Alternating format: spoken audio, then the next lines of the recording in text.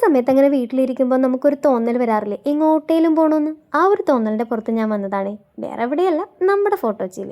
ഈ നട്ടാന്തരം വെയിലത്ത് എനിക്ക് മാത്രമാണ് ഈ നട്ടപ്രാന്തെന്നാണ് ഞാൻ വിചാരിച്ചത്. പക്ഷേ ഇവിടെ വന്നപ്പോൾ എനിക്ക് മനസ്സിലായി അതങ്ങനെ അല്ല എന്ന്. പിന്നെ പുറത്തിറങ്ങിക്കാനിട്ടുണ്ടെങ്കിൽ എനിക്ക് വിശപ്പിൻ്റെ അസുഖം വരുവേ. അപ്പോൾ ഒരു ചോളം തിന്നേക്കാമെന്ന് വിചാരിച്ചു. പക്ഷേ ഇതുകൊണ്ട് മാത്രം എൻ്റെ വിശപ്പ് കെട്ടില്ല ഗൈസ്.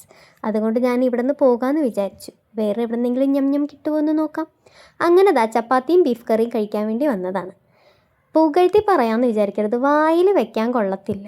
ചപ്പാത്തിയും ബീഫ് കറിയും ഫ്ലോപ്പായതിൻ്റെ സങ്കടത്തിൽ വീട്ടിൽ വന്നൊരു കുളിക്കാമെന്ന് വിചാരിച്ചു.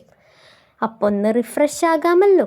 അങ്ങനെ ഒരു കുളിയും കഴിഞ്ഞതാ ഞാൻ ഇവിടെ നിന്ന് ഇങ്ങനെ ആറ്റിറ്റ്യൂഡൊക്കെ ഇട്ട് ഇറങ്ങി വരികയാണ്. ഞാൻ തന്നെയാണ് ക്യാമറ കൊണ്ടുവച്ചിട്ട് വീണ്ടും തിരിച്ച് വന്ന് എല്ലാം ഞാൻ ഒറ്റയ്ക്കാണ്. പിന്നെ കുളി കഴിഞ്ഞാൽ നനവോടെ തന്നെ ഇതൊക്കെ പുരട്ടണമെന്നാണല്ലോ, എന്നാലല്ലേ നമ്മുടെ സൗന്ദര്യം വർദ്ധിക്കുകയുള്ളൂ. ഇത് പിന്നെ സീക്കയുടെ പരസ്യമൊന്നുമല്ല കേട്ടോ.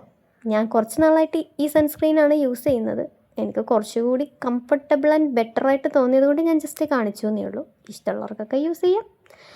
പിന്നെ ഈ മുതലിനെ കണ്ടോ, ഇതിന് ഉറക്കം വന്നിട്ടാണ് ഈ വന്ന് കയറിയത്. അപ്പം നമ്മളിതിനിങ്ങനെ വലിച്ച് പറിച്ചൊക്കെ എടുത്തിട്ട് അവിടെ ഇവിടെയൊക്കെ മാറ്റി പിടിച്ചേക്കണേണ്. എന്നിട്ട് ഇങ്ങനെ തോളത്തോട്ടിട്ടാൽ ഇത് അവിടെ കിടന്ന് ഉറങ്ങിക്കോളും.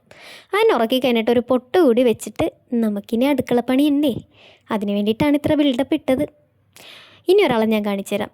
ദീ മുതലാണ് സാഷ. ഇവളെ കുറച്ച് നാളായിട്ട് ഒളിവിലായിരുന്നു, കാണാനില്ലായിരുന്നു. ഇപ്പോഴാണ് മനസ്സിലായത് ഇവള് ഹണിമൂൺ ആഘോഷിക്കാൻ പോയതാണ്.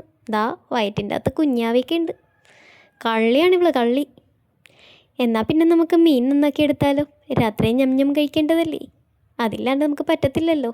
അങ്ങനെ ബാക്കിയുള്ള ഐറ്റംസൊക്കെ ഒരുക്കിക്കൊണ്ടിരിക്കുന്നതിൻ്റെ ഇടയിൽ എൻ്റെ കൈ മുറിഞ്ഞു ഗൈസ്. ഇനി ഞാൻ ഈ പരിപാടി ഇവിടെ വെച്ച് നിർത്താൻ പോവാണ്. ഞാനൊന്ന് മാറിയിരുന്ന് കരയട്ടെ. അപ്പം ബൈ.